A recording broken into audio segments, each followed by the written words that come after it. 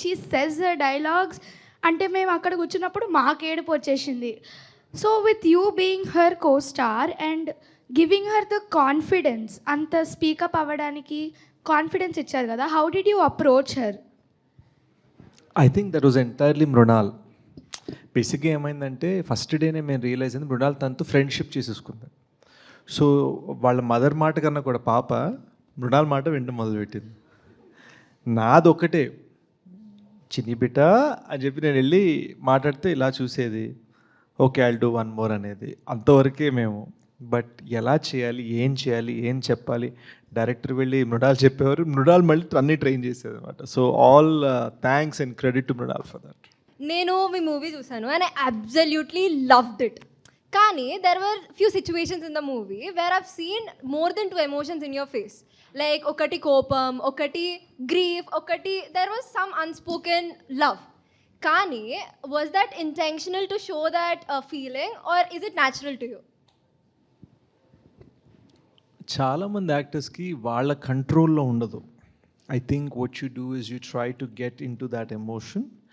ఆ ఎమోషన్లో మనం ప్రేమిస్తున్న అమ్మాయి ఆ టైంలో తను అలా ఉంది, ఆ ఫీలింగ్లో ఉంది అన్నప్పుడు మనకి లోపల నుంచి అది పుట్టుకొస్తే you end up feeling what you feeling. So you don't really choreograph it and whatever happens and sometimes it goes wrong. So directors like hey no. Thank you sir.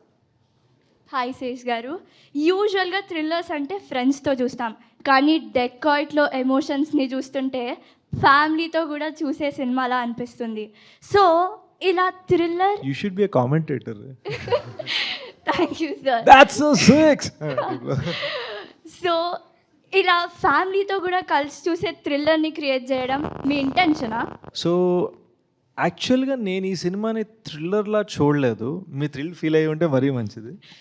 But it's a love story told as an action drama. చిన్న thrilling moments ఉంటాయి, but it's primarily a love story.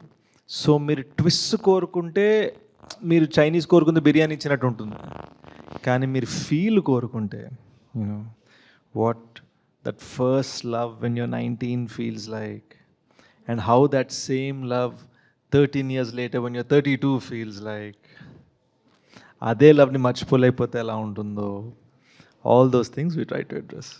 Okay sir, usually movie చూసినప్పుడు next ఏం జరుగుతుందో మన understanding బట్టి guessed చేస్తాం, కానీ డెకాయిట్లో గెస్ట్ చేద్దామన్నా every moment was like a new surprise for us. So how do you write your plot twist? Is it like ఫ్లోలో వస్తుందా, లేకపోతే ఆప్షన్ ఏ బి పెట్టుకుని do you pick from those? నేను షనీల్ కలిసి రాసాం ఈ స్క్రిప్ట్. మేము ఎవ్రీ మూమెంట్ ఎలా ఒక interesting way of looking at things ఉండాలి అని ట్రై చేస్తూ ఉన్నాను అనమాట. I think for me, what was interesting is I've done films where the concept itself is very, very new. Here, the goal wasn't to tell a new concept, but to have a new look at love. So, ప్రేమని కొత్తగా ఎలా చూడొచ్చు. And you know what keeps love fresh? People get older, then new kids come, they become 18, then they get older, the new kids come, they become 18. So, everybody experiences first love every few years. ఒక first love experience అవుతున్న కొత్త generation వస్తూ ఉంటుంది.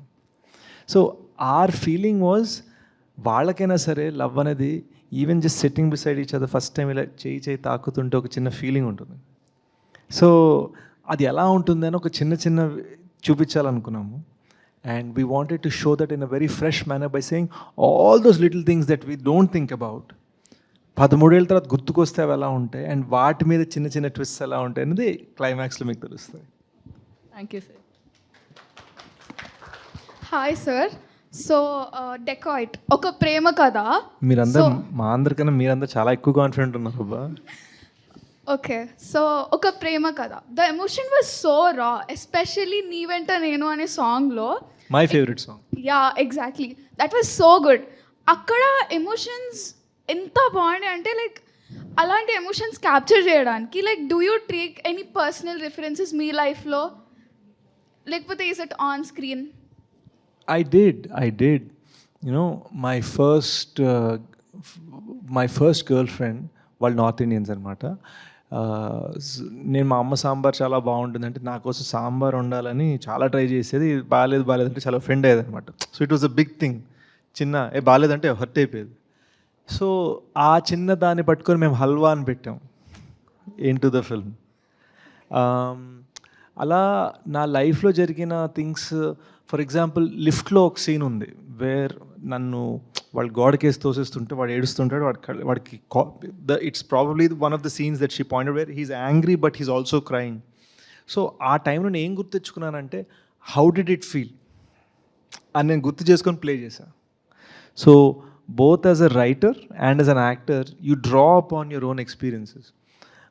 కొన్నిసార్లు ఏమవుతుందంటే ఇప్పుడు let's say murder scene ఉంది, మనం నిజంగా లైఫ్లో మర్డర్ చేయలేదు కదా. సో మనం ఏం చేస్తామంటే అలాంటి ఫీలింగ్ ఎలాంటిది అని ఆలోచించి మన లైఫ్లో మనం అలాంటిది ఎలా ఫీల్ అయ్యాం. These were the kind of things we did.